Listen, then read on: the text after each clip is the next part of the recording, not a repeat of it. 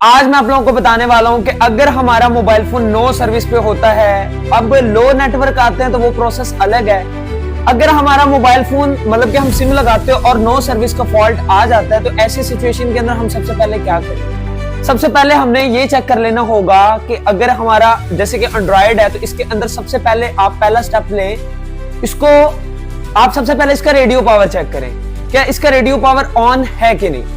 Code मिलाएं star है 4636 है स्टार, इसका रेडियो पावर चेक करें। अगर ऑफ है तो ऑन करें, अगर ऑफ है ब्लिंक कर गया हुआ है तो ऐसी सिचुएशन के अंदर हमारी बहुत सारी लाइनों में ये फॉल्ट होता है। अगर हमारी RFFE लाइन ब्रेक कर गई यानी कि 2G से या 3G से 4G से डिस्कनेक्ट हो गई, या हमारा RFIC यानी कि डिसेबल हो गया, उसकी कोई वोल्टेज लाइन के अंदर फॉल्ट आ गया, तो तब भी हमारा मोबाइल फोन का रेडियो पावर ऑफ हो जाएगा।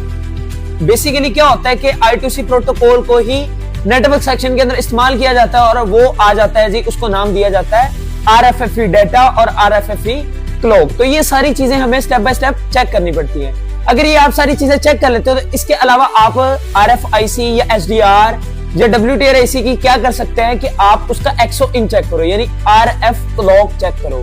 अगर RF क्लॉक भी मिस हो गया तब भी आपके मोबाइल फोन का रेडियो पावर ऑफ हो जाएगा और हमारा मोबाइल फोन नो सर्विस पे चला जाएगा। अगर रेडियो पावर ऑन है तो ऐसी सिचुएशन के अंदर आप क्या करें, मोबाइल फोन को 2G पे सिलेक्ट करके देखें, क्या 2G पे सिलेक्ट करने पे सर्विस पकड़ता है। अगर सर्विस आ गई तो ऐसी सिचुएशन के अंदर हम मान सकते हैं कि हमारा 3G और 4G PA का प्रॉब्लम है, जिसकी वजह से हमारा मोबाइल फोन नो सर्विस पे जा चुका है। ऐसी सिचुएशन के अंदर सबसे पहले हमें क्या करना होगा, उसकी भी हमें डाटा लाइनें चेक करनी होगी। हमारी जो RFIC होती है इसके अंदर DRX पाथ होता है, प्राइमरी रिसीविंग होता है, इसके अलावा ट्रांसमिटिंग की लाइनें होती हैं, ये सारी लाइनें चेक करनी होती है। उसके बाद हमें BPA की वोल्टेज चेक करनी होती है। जैसे कि आजकल के मोबाइल फोन 5G मॉडल्स के अंदर क्या होता है कि APTIC आ गई हैं। उसके अलावा MediaTek के जो चिपसेट हैं 5G मॉडल उसके अंदर भी APTIC आ गई हैं। तो ये सारी चीजें हमें स्टेप बाय स्टेप चेक करनी पड़ती हैं। और जैसे कि आप लोगों को पता है कि APTIC का इनपुट VPH होता है और एक 1.8 होता है वोल्टेज रेगुलेटेड 1.8 की सप्लाई, LDO सप्लाई।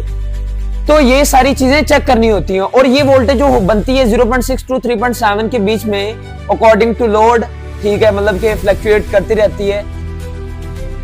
हाँ।